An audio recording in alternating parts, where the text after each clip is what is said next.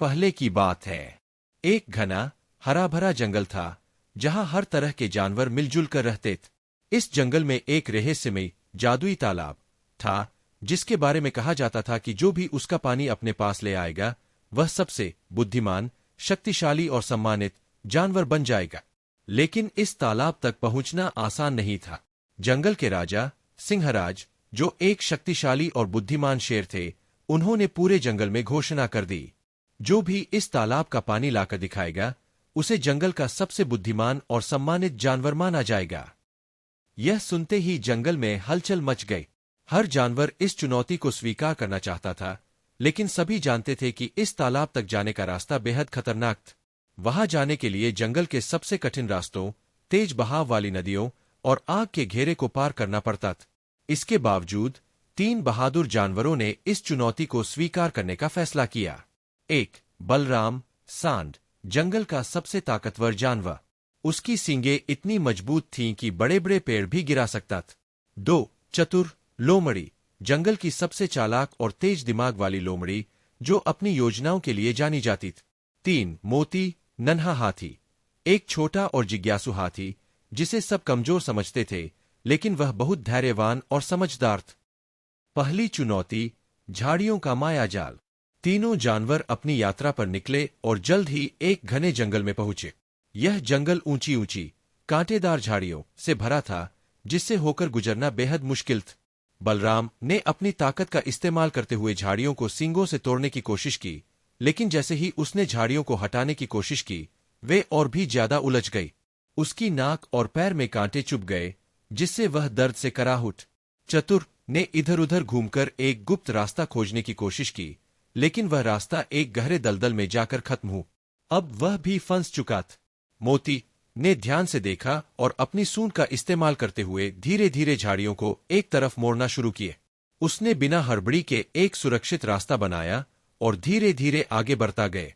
कुछ ही देर में वह झाड़ियों के पार पहुंच गया और फिर बलराम और चतुर को भी बचाकर बाहर निकाला। अब तीनों अपनी यात्रा आगे बढ़ा सकते थे। दूसरी चुनौती, तेज बहाव वाली नदी।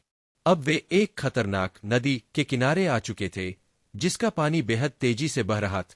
नदी इतनी चौड़ी थी कि उसे पार करना मुश्किल लग रहा था। बलराम ने सोचा कि वह अपनी ताकत का इस्तेमाल करके नदी को छलांग लगाकर पार कर सकता है।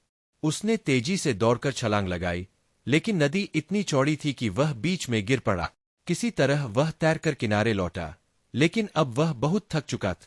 चतुर ने पेड़ों की शाखाओं से एक लकड़ी का पुल बनाने की योजना बना, लेकिन जैसे ही उसने पुल तैयार किया, तेज हवा और पानी के बहाव ने उसे गिरा दिए।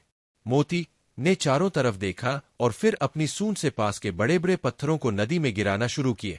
धीरे धीरे पत्थर एक प्राकृतिक पुल बन गए जिससे वह आसानी से नदी पार कर गए। बलराम और चतुर भी उसी पुल का इस्तेमाल करके आगे बढ़ गए। तीसरी चुनौती, आग का पहरा। तालाब अब ज्यादा दूर नहीं था, लेकिन आखिरी चुनौती सबसे कठिन थी। तालाब तक जाने का रास्ता एक अग्नि घेरा से घिरा हुआ था। चारों ओर ऊंची ऊंची लपटें थीं और कोई भी इसे पार नहीं कर सकता था। बलराम ने सोचा कि वह अपनी तेजी और ताकत का इस्तेमाल करके आग के बीच से दौड़कर निकल जाएगा। जैसे ही उसने कोशिश की, गर्मी इतनी ज्यादा थी कि वह पीछे हट गए।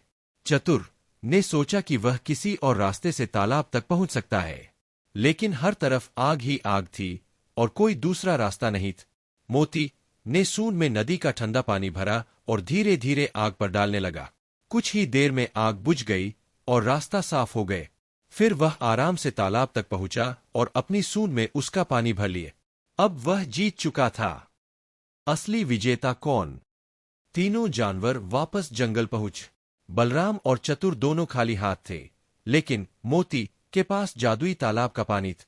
जंगल के राजा सिंहराज ने घोषणा की, इस चुनौती में असली जीत ताकत या चालाकी की नहीं, बल्कि धैर्य, समझदारी और लगन की थी। इसलिए मोती आज से जंगल का सबसे बुद्धिमान और सम्मानित जानवर होगा।